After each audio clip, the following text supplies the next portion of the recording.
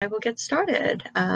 So my name is Cecilia Wessinger, and I'm an ecosystem builder. I'm an entrepreneurial ecosystem builder, and I predominantly work with the ecosystem building practitioners. Those are the people that support entrepreneurship. I'm a consultant with the Kauffman Foundation out of Kansas City, and I'm the co-founder of the Future Agro Challenge USA, and on the board of the Institute for Work in the Economy and this Startup Champions Network. My primary focus is inclusive collaboration and cultural competency. And I'm going to go ahead and share with you a short video to introduce you to the things that we'll be talking about today. So here we go.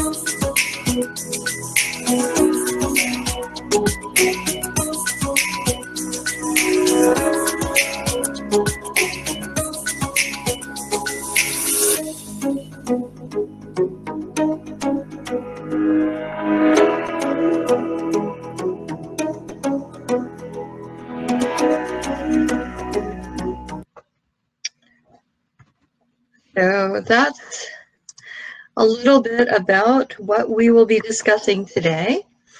And let me just go ahead and get our slide presentation started. So when you start an organization, this is what people say they want. We want to be innovative and open-minded and start being more collaborative. And personally, hang on one second.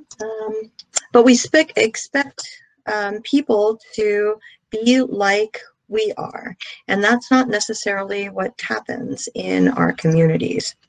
So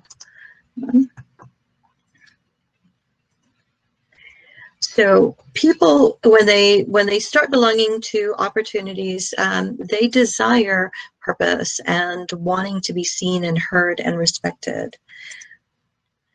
But unfortunately, we only know what we know, and we don't know what we don't know. So Gallup poll has recently found that 60% of millennials say they're open to different opportunities. And why is this important to founders and starters? Because of the transactional nature of the work, you as entrepreneurs hope to scale and grow, and you want to build a team. And how often do you want to do that? Because the single biggest expense for an organization is its people. Organizations spend more time and effort in recruiting and training, only to have them leave. So the knowing what you know and not knowing what you don't know. Well, let's say you grow up in a circus. And in a circus, there are clowns and tigers and acrobats. And you think the world looks like that. And you may not have grown up in a circus, but if that's your only vision of what the world looks like, then that's normal to you. And then when you get into the outside world, it doesn't happen that way. So more familiar are things like, think about a car. If you were to design a car, you'd design it for you. And I don't know about you, but as a woman who sits in a car, the car is not built for me. So thinking about the way we see the world and the things that we build and the solutions we create, do you know that more men get into car accidents, but more women are injured because cars are not designed for us? Seatbelts and steering columns and pedals are not in places that we fit into. So as a woman who sits in a car, that seatbelt comes across my neck and I have to adjust it all the time. Do you know that crash test dummies were built to test drive cars, right? But until the 21st century, they did not design a woman crash test dummy. In fact, even when they designed a smaller figure to put into a car, it was anatomically more like a man than it was a woman.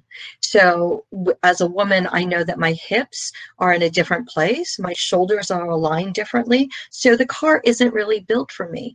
And even though they built that smaller crash test dummy, they never put it into the driver's seat. Now, is that bad? Well, it's bad if you're not somebody that looks like that. So whenever we create solutions and engagements, we take our lived experiences and we share that across the world. So the problem with having people that only look at the world through a single lens, that information only gets translated by your lived experiences. And when you surround yourself by people that aren't like you, then those notions are challenged. We have products that are more geared towards other people's solutions. So I know a lot of entrepreneurs that I've spoken with, we end up creating solutions for our perceived problems, the problems that are in our head that we recognize. And too often we make solutions in search of a problem. And then we have to find our customer. So with Lean Startup methodology, we talk about asking the customer first what they would pay for a product, if the product would be something that they would use. Without customers, we have no service or product. So I know that you ask your friends and family, but the reality is no matter how much they love you, they won't be your only customer. They cannot keep you in business. So you have to get outside of that and find out from people that don't look like you. If you get a bunch of people that have the same kind of ideas and the same lived experiences, then you will never be able to expand your market outside of that reach. So it doesn't mean that these people are wrong, right? So I want to be very mindful of that. Just because you see the world in a different way doesn't mean you're wrong. You just have different lived experiences. So we talk about cultural values. These values are things that you normally think about. So let's say in the United States, we're a very individualistic society. We think about ourselves and what's important for each individual person. Asia has a lot of more collectivist societies. So when things are put in place in countries like Taiwan or even places like New Zealand, as a collectivist society, they react to things like COVID in a very different way. When I was getting my certification for cultural competency, we had a group of people that were with the Air Force Special Operations team. And the Air Force Special Ops team, you'll see the designation that talks about being and doing. They're very much action-oriented people. So they think about doing, and they look at people who are more of a being kind of quality of life person as somebody who's lazy or very slow to react. And because they're in the Air Force and because they're in special ops, that single-mindedness of action and doing it quicker is really important to them. And that's not wrong, right? You need people like that on your team. The problem when you don't have people that think somewhat differently than you, like when we were talking about their operations, let's say you had a project that went from Monday through Friday, and by Friday you needed to deliver on something. Well, all the doing people are working really hard and really fast to get to that end goal. And somewhere around Thursday, you realize that something has gone off the rails. Something has gone wrong. But because you were working so fast and so hard, nobody took the time to assess what was going on. If you had somebody who was more introspective or approach life in a different way, maybe on Tuesday they could have said, hey, there's a problem that's brewing. Maybe we should look at it this way. And you would not have wasted that time and now been under a shorter constraint. When you think about the world only in your vision, then things look very different. And I know that as an extrovert, I focus on people. I pay attention to the people who are extroverts. Introverts in practice, what they end up doing is they focus on the environment a lot more than the people and who's saying things. So they're more hyper aware of your surroundings. They make wonderful scribes. They're the kind of people who, if you ask them to take notes, they'll be able to note the things that are not only being said, but the things that aren't being said. Right? Because they pay attention to different things than extroverts do. That's why you have different people on a team. I have friends of mine who have an organization called Hidden Innovators.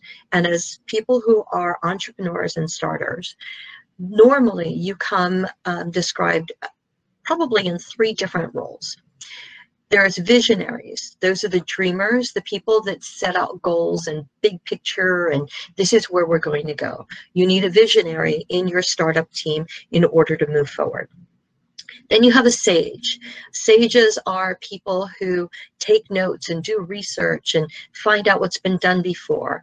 And they're the ones that will maintain the information and where you should go and what's been tried, so you don't go down that rabbit hole and trying something that you don't need to. And then you have the tinkerers. Those are the people that create your prototypes. Those are the people that take that big idea, try it out. And when you get those teams of people together, sometimes they work really well together if they understand what their given traits are and how they work together. But sometimes they don't work well together at all, because that visionary, they're thinking very big picture and they're moving forward. In the same time, those people who are sages and doing research are researching on things that they heard about. But now that dreamer and visionary is 5 steps further down. Meanwhile, the tinkerer is just trying stuff out. And they don't necessarily get to the point where the visionary is. And all those people are going to help you create that team. So the problem is that in trying to work together, we slow each other down when we're not aware that other people bring different skills and traits and they see the world differently. So everybody wants to get towards mass collaboration. The idea of mass collaboration is we're going to all work together towards a purpose. All of this kind of comes about over a progress of time. But in order to get to mass collaboration at the top of your triangle, it starts with an invitation. People have to know what they're invited to be part of. Without a very specific, important, intentional, and bold invitation, they don't know what they're coming to. That invitation shares with them how people that are expected to show up and what is expected of them. Sometimes we want to invite a whole bunch of people and get engaged and belong. The challenge is that each one of us comes with a different set of visions, a different set of agendas, things that we need to deliver and respond to. And when we all come together, we're still trying to figure it out. Now, if we're able to set up the invitation very specifically, then what we can do is expand out further and wider once we get aligned, right? So you've got your community. Once that invitation is sent and they understand what they're coming to, then we work on building community. The community that you see has to be about relationships. Again, when we talk about all those people that are in the workforce that are looking to leave because they don't feel anything more than a transactional film, that those millennials that are looking to leave their environments, they're not feeling purposeful. They're not being seen or recognized or respected, and they don't feel a sense of belonging. So that sense of belonging is what you're building on now. Everything moves at the speed of trust. And if you don't trust each other, then you can't get towards that collaboration. So we create that sense of belonging by recognizing the people that we're on a team with, the community that they're building, and the relationships that are strengthening as we go along. The more I get to know you, the more I can communicate with you. And I know what's being communicated. We hear all the time about the silos that are created, those columns of closed rooms, and you don't know what's going on, and there's a scarcity mindset that comes along with that, where you're all fighting for a piece of the pie and you don't exactly know how to react. Well, that goes back to the fact that we're not in community with each other. And so with the communication comes more information. I get asked all the time, where are you from? And I answer people by telling people that I'm from New York. Well, when you look at me, sometimes they don't think that I'm from New York. So they say, no, where are you really from? Well, that's a really kind of obnoxious question sometimes. And it's not that they meant anything harmful, but they don't know how to communicate with you because they don't really know you. I don't know the question that's being asked. So that lack of communication translates to this lack of trust, and it goes back down to that community. Once we get better communication and we talk to each other, then grows some more coordination and alignment. I try to stay away from the word transparency, because transparency makes people feel like they're hiding something. Well, sometimes you're not really hiding something. What you're doing is you're not being clear about your invitation, your information, and all of those things that go back to that community lens. Once we get this communication clearly aligned, then comes coordination. So now I can see what you're doing, you can see what I'm doing. We've permeated the silos, so there's conversation between us. And once I see what you're doing and peeking over the edge, then I can see, you know what? You're working on something, and I have something that's of value that I can work on with you. So maybe we work in tandem, we work together. Sometimes what we do is look over the fence and say, oh, you're working on something, and that's not exactly what I want to do, so I can pivot and I can do something else. Then it's like traffic rules, right? You can go where you need to go because there's clearer communication and more visibility in what's going on. And once we get to coordination, then we can align with each other. Sometimes, like traffic rules, people don't follow rules, right? And you only follow the rules because you feel like you're part of a community. You don't go the wrong way at 70 miles an hour down a one-way street. People who do that don't feel very connected to the community, so it all comes back down to the relationships we build and the things that we do. So my invitation and suggestion is to always surround yourself with people that challenge you to be a better version of yourself. They ask you hard questions. They don't always go along with the things that you're doing. There's a whole difference between being nice and being kind. Nice people make you feel very comfortable.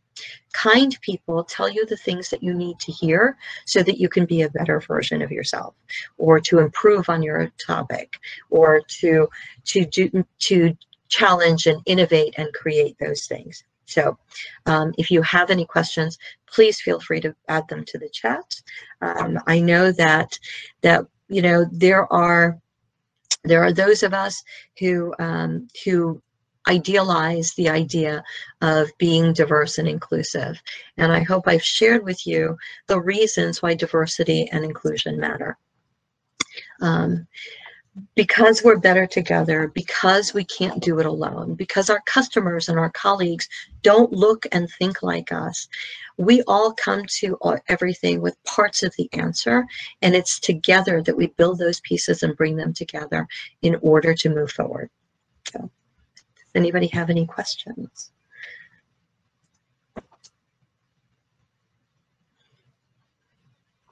And we have a couple of minutes, so I just want to make sure that I address anything that you might have a question about. Or I know also, as you might reach out to connect, when people connect with me on LinkedIn, remembering that I don't normally work with entrepreneurs, I work with ecosystem builders and organizations. I'm happy to answer any questions, but if you can let me know where we met or how we got connected, it's much easier to understand how we can help and support you. So with that, I will turn it over to Charles and Jessica. Are there any questions of me?